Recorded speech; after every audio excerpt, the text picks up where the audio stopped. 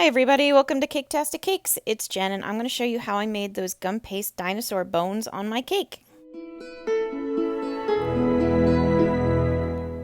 Alright everybody, just like always, if you guys need any tools or supplies, if you check in the description below, there's a link that'll take you to where I have all different kinds of stuff that I use that might be able to help you out.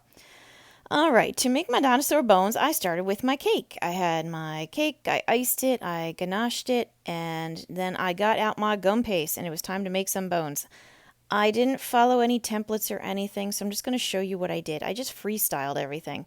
I decided to start with a T-Rex because, T-Rex bones are just so, I don't know, quintessential when you think of dinosaur skeleton, right? I don't know if it's because the History Museum and the big bones in the front.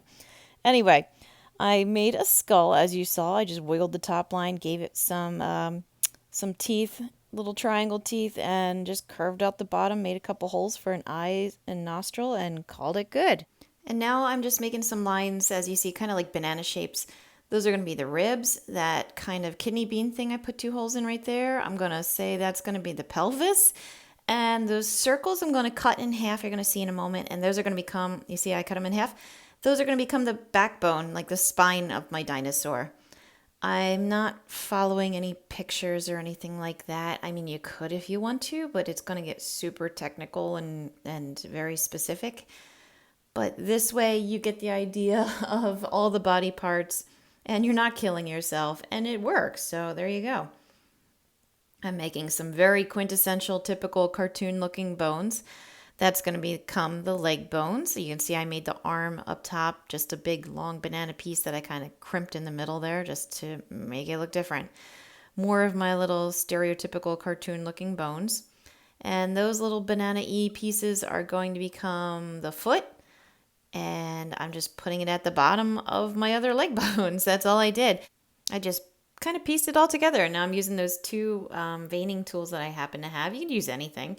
I'm just pinching, certain pieces that I cut out to make it look more segmented, like more like toe bones and finger bones. Now I've got my upper jaw, my lower jaw, you see, I just cut out, kind of a long shape with teeth on the top. And now I'm putting just a couple divots down the spine just to make it look more ridged like a spine and not like circles. And you got your T-Rex, right? Okay, now we're going to get into our Pteranodon. I am going to make the wing bones first. I've got a long banana shape on the outside of the wing. The wing is just 2 parts. The typical cartoon bone for the inner part of the wing. I'm doing a boomerang kind of shape for its skull. And a little just banana shape again for the bottom jaw. And I'm making more little banana shapes down at the bottom there. You can see there's 2 of them. One goes up, one kind of goes down. Those are going to become its legs. I know they have little tiny legs. I put an eye in the skull there, so it looks more like a skull. And I'm just making the other wing up top there. I made the long, thin piece, making the typical cartoon-looking bone. And when you piece it all together, you can really see it really start to take shape and look like a proper dinosaur. And you don't have to follow, an actual skeleton's design. You just make it look right. You imagine it in your head and what you think it should look like and put it together. And when you put it all together, you can really see it and you can see if you're missing anything. I just used some of the extra circles that I had from before for the T-Rex to use for its spine and neck. I'm adding some little triangles on the ends of the legs that I had to make it look more like little feet, like little grippy toes. Put a couple crimps in those bones because it makes it look more skeleton-y and more bony.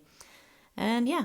Okay, now we're going to move on to the last dinosaur that I made for my little dinosaur cake here. It's the Stegosaurus. He's a plant eater, so when I'm doing his skull, it's just kind of shaped like, kind of like a bean. And I'm not adding any jaggedy teeth or anything to it. I am pushing with my little veining tool there. I'm just making indentations to kind of give him more molars, And using the straw, giving him a little nostril, giving him an eye hole. I use the same size straw, so I wanted to make his eye hole a little bit bigger. But I didn't feel like it had to be too big, because that's just how they are, I guess. And now I'm doing the big plates that go down his spine. I'm just, as you can see, making humps. I made a straight cut, and then I'm making humps. And they're going to get smaller as you go down, because they're going to get smaller as they go down his back and onto his tail. And you can see here, I tried to move it so you could see everything I was doing here. I'm adding 3 spikes to the end of his tail because they've got their spikes down there. And I don't know, probably a lot of you already know this, but I've read this and I thought it was pretty cool. But Gary Larson, who made the Far Side comic back in like, ooh, the 80s and maybe 90s, he created a name for the spikes on the end of the tail, and he called it the Thagomizer after, a caveman who got killed by it, the late Thag. And the scientists and the paleontologists didn't have a name for it. They actually didn't have a name for those spikes. So they call it now the Thagomizer. And that I thought was pretty cool that a cartoon, named a part of a dinosaur that's actually pretty darn famous when you think of the Stegosaurus. You think of his spiked tail. All right, I added more of those wonderful banana shapes to make ribs. I added, another bean shape with a hole in it to pretend like it's a pelvis. I'm doing thicker bones here, but a little shorter at the same time. You can see what I'm doing. Those are going to become the leg bones, so I'm having the back ones coming off of the pelvis. The front ones I just put in front of the ribs. I made a little circle for each one to be the foot bones.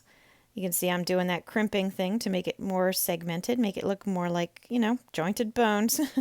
And I made a triangle, and now I just put 2 cuts in it and just kind of flared out the cuts. And I am pretending that those are the feet. Those are going to be the toe bones. And put them in front of the circle that you crimped up. And there you go. Look at that. Very carefully, very precisely locating it. So let everything dry. At least dry enough that it's not going to lose its shape too much. And then start sticking them on your cake. And this is kind of where I goofed because I should have started it up higher for my T-Rex and I didn't. So I didn't have room. I ended up making 2 back legs. So when I put it together, you're going to see there's room for only 1 back leg. And it's like all bent up like he's leaping a hurdle in a race or something. So yeah, there's that. But not too shabby, right? Bones get messed up when they are embedded in rock. Here's my Pteranodon. Put him all together. Put his little legs on there. He too ended up a little bit shorter than perhaps he could have been because of where I put all his spine and everything. His one leg is also kicking out to the side because it's a party. He's dancing it up. Gonna put my little Stegosaurus on here next. He actually fit pretty well, I gotta say, but he's low to the ground, so he wasn't terrible to place. However, his tail was super long. And this is something I wanted to mention. If you guys do decide to do this, consider curling tails up or making them shorter. When I put him on, you can see his tail is just super long. You can see the T-Rex tail is really long, and it kind of spaces out the cake. And then my Pteranodon's like, hey, I'm a Pteranodon, and I had a gap there, so I threw the other leg bone, the other leg for my poor T-Rex that apparently jumped the hurdle and lost a leg. But if you put it all together with the bones and the volcano and the dinosaurs, you get a really cool cake. So please check out my other videos. Please like and subscribe because it helps me out. And as always, thank you for watching Caketastic Cakes.